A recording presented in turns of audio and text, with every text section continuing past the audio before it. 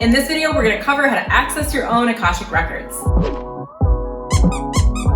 If you didn't see the last video on what are the Akashic Records, you can check that out in the description link below. So for any of you that have been wondering, how do I access my own Akashic Records? It's actually pretty simple. The way you access the Akashic Records is you speak an invocation or prayer out loud, inserting your name into the areas that I'm going to dictate. And then you say that prayer 2 more times in your head silently. And then you're going to acclimate into that frequency for a little bit, maybe a minute. And then when you feel yourself, when you feel the frequency shift, when you feel yourself in those records, you're going to claim that the records are open. From there, you can access your Akashic Records and ask any questions you may have. Of course, we do this work on behalf of the highest good, on behalf of your highest good, and in respect to free will laws of the universe. And then when you're done, you just say the closing prayer and you exit the records. Stay tuned, because the next video in this series, I'm going to take you through the actual prayer and go through an entire Akashic Records meditation so you can access your very own records. A really great guide to navigating the Akashic Records is Linda Howe's book, The Akashic Records. It's a great overview of the Akashic Records and how you can begin to use them for your own benefit and insight and knowledge and guidance. In the Akashic Records, you can get visions, energetic downloads. They could take you through a visual meditation, a visualization. Past life regressions kind of look like visualizations almost. They play things like memories almost in like a movie type of format. So you'll watch events as if you're watching a movie in your mind. Now, accessing the Akashic Records is a psychic activity. It is a psychic skill and it takes practice. So when you get in them, if you don't get immediate results or immediate insight or guides talking to you like it's really clear in your ears or visions in front of your eyes and your third eye, don't sweat it. Don't worry about it. It takes practice. Just even being in the records is a frequency download, an energetic frequency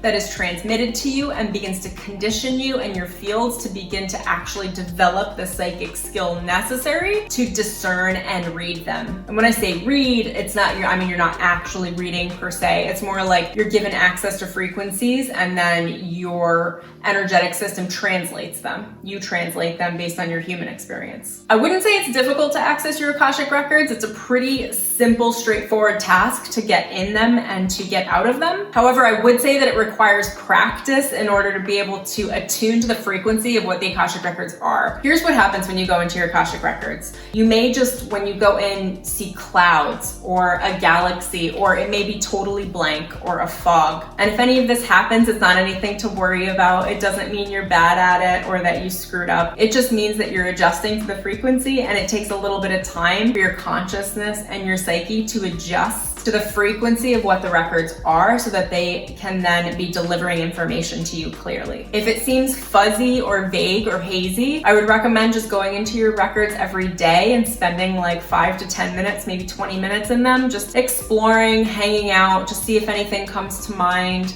You can start asking them questions, but it's good to just acclimate yourself to the frequency so that you will begin to be able to translate the downloads that they send you and the information and the insights. Now, what's really cool about the Akashic Records is that everything and everyone has Akashic Records. So you could access your own Akashic Records, or if you wanted to explore a little bit, you can access the Akashic Records of plants or crystals or minerals. Those are really great places to start. They have consciousness, they're beautiful, and if you have a plant, you can ask its permission. You'll just get a vibe of whether or not you can go into its records. But generally speaking, if you are in possession of something like an item that you have purchased or bought or owned, then you would have permission to access the records. If you have pets or animals, you can also access their Akashic Records. With my dog, I would just ask for permission, and it's important that you ask animals for their permission as well. And if you just speak it out loud, like, hey, can I go into your records? You'll see really clearly on their face or their body language if it's a yes or a no. And it's just really important to respect their authority as well and whether or not they want you to go into them. I want to set some ground rules. You can read your own Akashic Records. You should never go in to try to access anyone else's Akashic Records without their explicit conscious consent and permission.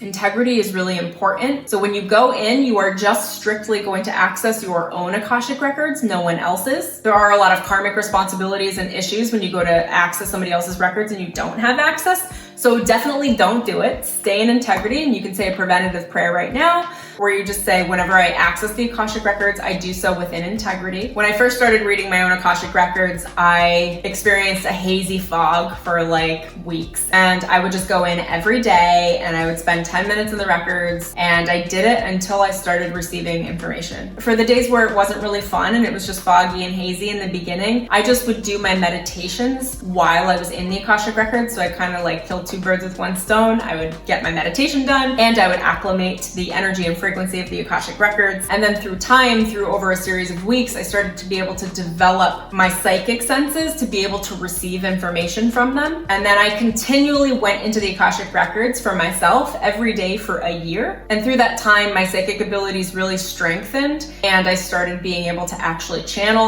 beings and entities. It really helped me develop and fine-tune my psychic abilities. If you love this video, remember to tap that like button, subscribe, and hit the bell for notifications. And I'd love to hear what you guys think. Have you tried accessing your own Akashic Records yet? And any other questions you might have, leave them for me in the comments. Remember to stay tuned, because in the next video, I'm going to take you through an Akashic Records meditation so you can access your very own Akashic Records. Thank you so much for joining me. So much love for you guys. Until the next video, I will see you soon.